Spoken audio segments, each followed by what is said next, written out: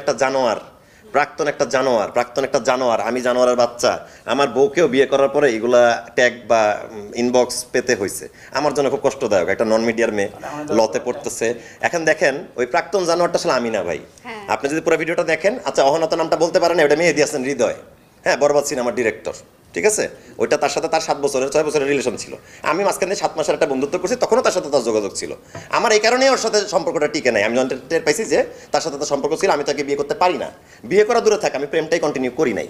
তারপরে 2 বছরের গ্যাপ, 23 সালে ব্রেকআপ, 23 সালে গাঁজা খাইতাম, সেটা একসাথে হতে পারে বা হতে পারে না, করতাম। 25 সালে এসে ভাই বিয়ের পরে ম্যারিড লাইফে এটা আমি করতেছি না ভাই, না বাসায়, না সেটে, না বন্ধুদের সাথে।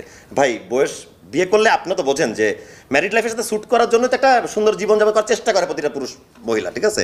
প্রাক্তন একটা জানোয়ার, এটা আমি না। যে কমেন্টে লিখতেছেন এই প্রাক্তন, এই যে জানোয়ার, এই জানোয়ারটাই যে মানে গাঁজা খায় বা জানোয়ারটা ওকে ছেড়ে দিয়ে চলে গেছে, আমি কাউকে ছেড়ে দিয়ে চলে যাইনি। আমি ছেলে এতটাও খারাপ না। মানুষ এটাই ভাবছে, আমি একটু লাউড, একটু এইভাবে কথা বলি, কিন্তু আমি আসলে ওই জানোয়ারটাও না। আমি কাউকে সেক্সুয়াল হ্যারাসমেন্টের, আমার 10 বছরে আমার কোনো মেয়ের সাথে, আসলে মিডিয়ার কোনো মেয়ের সাথে আমার ইটিস পিটিস নাই। আমার ওই একজনই গার্লফ্রেন্ড ছিল 23 সালের ঘটনা।